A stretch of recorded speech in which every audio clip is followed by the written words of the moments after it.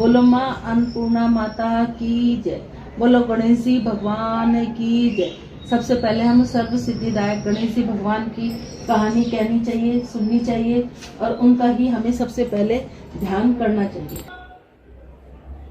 बोलो गणेश जी महाराज की जय। सबसे पहले हम प्रथम पूज्य गणेश जी की कहानी कहेंगे। एक ब्राह्मण था, वो रोज सवेरे उठकर गंगा जी नहाने जाया करता, आकर गणेश जी की पूजा करता। उसकी औरत को पूजा अच्छी नहीं लगती। वह हर रोज ब्राह्मण को कहती, सुबह ही पूजा लेकर बैठ जाते हो, मैं घर का कामकाज करूं, झाड़ू बुहारी करूं। ब्राह्मण उसकी बात नहीं सुनता। एक दिन ब्राह्मण गंगा जी नहाने चला गया तो पीछे से ब्राह्मणी ने गणेश जी की मूर्ति को छुपा दिया। ब्राह्मणी ने आकर पूछा, मेरे गणेश जी की मूर्ति कहाँ गई? ब्राह्मणी ने कहा, मुझे नहीं मालूम। ब्राह्मण ने खाना पीना छोड़ दिया और कहा, मैं तो पूजा करके ही खाना खाऊंगा। ब्राह्मणी ने बहुत समझाया कि खाना खा लो, पर ब्राह्मण ने खाना नहीं खाया, रोने लग गया। दोनों लड़ते लड़ते झगड़ते देखकर गणेश जी की मूर्ति हंसने लगी तो ब्राह्मणी को गुस्से में आकर कहा, गणेश जी की मूर्ति वहां पड़ी है। उसके बाद ब्राह्मण गणेश जी की पूजा करी। मूर्ति से कहा, मेरी सेवा करते करते बहुत दिन हो गए, कुछ मांगो। ब्राह्मण ने कहा कि अन्न मांगू, धन मांगू, जितनी दुनिया में सुख है सारा मांगू। गणेश जी ने ब्राह्मण को सारा सुख अन्न धन दे दिया। ब्राह्मण मूर्ति को मंदिर में रखकर पूजा करने लगे। ब्राह्मणी को इतना अन्न धन मिलने से उसको भी पूजा में श्रद्धा हो गई। वह ब्राह्मण को बोलकर मूर्ति घर ले आई, खूब प्रेम से पूजा पाठ करने लगी। बोलो गणेश जी महाराज की जय। जैसे गणेश जी महाराज अपने ब्राह्मण और ब्राह्मणी को सुख दिया, वैसे सब किसी को देना। बोलो अन्नपूर्णा माता की जय। काशी निवासी धनराज की पत्नी का नाम सुलक्षणा था। उसे अन्य सब सुख प्राप्त थे, केवल निधनता ही उसके दुख का कारण था। वह दुख उसे हर समय सताता रहता। एक दिन सुलक्षणा पति से बोली, स्वामी आप कुछ उद्यम करो तो काम बने, इस प्रकार कब तक काम चलेगा? सुलक्षणा की बात धनंजय के मन में बैठ गई। उसी दिन उसने धनंजय विश्वनाथ शंकर को प्रसन्न करने के लिए पूजा में बैठ गया। कहने लगा, हे देवादिदेव विश्वेश्वर, मुझे पूजा पाठ कुछ नहीं आता, केवल तुम्हारे भरोसे बैठा हूँ। इतनी विनती करके 2-3 दिन तक भूखा बैठा रहा। यह देखकर भगवान शंकर ने उसके कान में अन्नपूर्णा अन्नपूर्णा अन्नपूर्णा इस प्रकार 3 बार कहा। वह कौन है, कहाँ है? इसी सोच में धनंजय पड़ा कि मंदिर में आते ब्राह्मण को देखकर पूछने लगा, पंडित जी अन्नपूर्णा कौन है? ब्राह्मण ने कहा कि तू अन्न छोड़कर बैठा है, सो तुझे अन्न की बात सूझती है, घर जाकर अन्न ग्रहण कर। धनंजय घर गया, स्त्री से सारी बात कही। वह बोली, नाथ चिंता मत करो, स्वयं शंकर जी ने यह मंत्र दिया, वे स्वयं इसका खुलासा करेंगे, आप फिर जाकर उनकी आराधना करो। फिर धनंजय जैसे का तैसा पूजा में बैठ गया। रात्रि में शंकर जी की आज्ञा दी कि तू पूर्व दिशा में चला जा, वहां अन्नपूर्णा का नाम जपता जा। रास्ते में फल खाता, झरनों का पानी पीता। इस तरह कितने ही दिन चलता गया। वहां चांदी की चमकती बन को शोभा देखने में आई, सुंदर सरोवर देखने में आया, उसके किनारे कितने ही अप्सरा झुंड बनाए बैठी। इस कथा कहती, बाकी सब माँ अन्नपूर्णा अन्नपूर्णा इस प्रकार बार बार कहती। अगन मास की उजाली रात थी। आज से ही वह व्रत प्रारंभ था। जिस शब्द की खोज में वह निकला, वह उसे वहीं पर ही सुनने को मिल गया। धनंजय ने उसके पास जाकर पूछा, देवियों आप क्या करती हैं? उन सब ने कहा, माँ अन्नपूर्णा का व्रत करते हैं।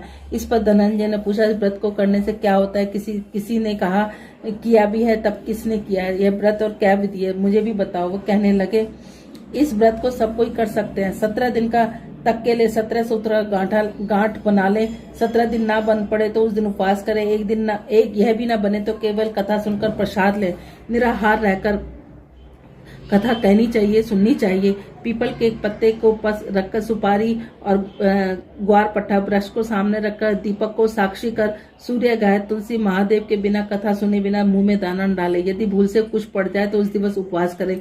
व्रत के दिन क्रोध न करे, झूठ न बोले। धनंजय बोले, इस व्रत को करने से क्या मिलता है? उसने कहा, इसके करने से अंधों को नेत्र, भूखों को अन्न, निर्धनों को धन मिलते हैं, बांझों को संतान मिले, मूर्ख को विद्या आवे। जो जिस कामना से व्रत करे माँ उसकी पूरी जरूर करती है। मैंने भी धन नहीं है, विद्या नहीं है, कुछ भी नहीं है, मैं तो दुखिया ब्राह्मण हूँ। इस व्रत का सूत्र बताओ। वो बोली, तेरा कल्याण तुझे देंगी, वे इस व्रत का मंगल सूत्र ले जा। धनंजय ने व्रत किया। व्रत पूरा हुआ। सरोवर में से 21 खंड की सुवर्ण हीरे मोती जड़ी हुई प्रकट हुई। धनंजय ने अन्नपूर्णा अन्नपूर्णा कहता चला गया। इस प्रकार कितनी सीढ़ियां उतर गया तो देखता है करोड़ों सूर्य के समान प्रकाश में माँ अन्नपूर्णा का मंदिर है। उनके सामने सुवर्ण सिंहासन पर माँ अन्नपूर्णा विराजमान है। उनके सामने भिक्षा हेतु शंकर भगवान खड़े हैं। देवांगनाएं चवन दुड़ा रहे, किसी के हाथ हथियार बांधे पहरा देती है। धनंजय दौड़कर जगदम्बा के चरणों में गिर गया। देवी उनके मन का कलेश जान गई। धनंजय से कहने लगी, माता आप तो अंतर्यामी है, आपको अपनी दशा क्या बताऊं। माता बोली, तूने मेरा व्रत किया, जा तेरा संसार कल्याण होगा। माता ने धनंजय की जीभ पर बीज मंत्र लिख दिया। अब उसके रोम रोम में विद्या प्रकट हो गई। इतने में क्या देखता है, धनंजय काशी विश्वनाथ के मंदिर में खड़ा है। माँ का वरदान ले भगवान धनंजय घर गया। सुलक्षणा ने सब बात कही। माता जी की कृपा से उसके धन में संपत्ति बढ़ने लगी। छोटा सा घर बहुत बड़ा गिरान जाने लगा। जैसे शहद के छत्ते से मक्खियां जमा होती हैं, उसी प्रकार अनेक संबंधी उनको आकर बड़ाई करने लगे। कहने लगे, इतना धन, इतना बड़ा घर, सुख संतान नहीं, कमाई का कौन भरेगा। सुलक्षणा के संतान नहीं थी, इसलिए तुम दूसरा विवाह कर लो। धनंजय के मन में नहीं था, लेकिन सबके कहने पर उसने दूसरा विवाह सती की सुलक्षणा की सौत का दुख उठाना पड़ा। दिन बीतने लगा। अगन मास आया। नए बंधन में बंधे पति ने सुलक्षणा से कहलवाया कि व्रत के प्रभाव से हम सुखी हैं, इस कारण हमें व्रत नहीं छोड़ना चाहिए। माता जी का प्रताप है, हम इतने संपन्न और सुखी हैं। सुलक्षणा की बात सुनकर धनंजय वहां आया और नई बहू को इस व्रत के बारे में नहीं पता था। धनंजय के आने के बाद वह राह देखती रही। दिन व्यतीत, व्रत पूरे हो गए। 3 दिवस बाकी थे। नई बहू को खबर मिली। उसके मन में ईर्ष्या ज्वाला दलक उठी। सुलक्षणा के घर पहुंची, झगड़ा मच गया। धनंजय को अपने साथ ले आई। नए घर में धनंजय को थोड़ी देर निंद्रा आई। उसी समय उसने उसका व्रत का सूत्र तोड़कर आग में झोंक दिया। अब तो माता जी को कोप आ गया। घर में आग लग गई, सब कुछ जलकर खाक हो गया। सुलक्षणा जान गई, पति को फिर अपने घर ले आई। नई बहू रूठकर पिता के घर जा बैठी। सुलक्षणा, संसार में 2 जीव है, एक राह रह गया। पति को परमेश्वर मानने वाली सुलक्षणा बोली, नाथ घबराना ही नहीं, माता जी की कला अलौकिक है। पुत्र को पुत्र हो सकता है, पर माता को माता नहीं होती।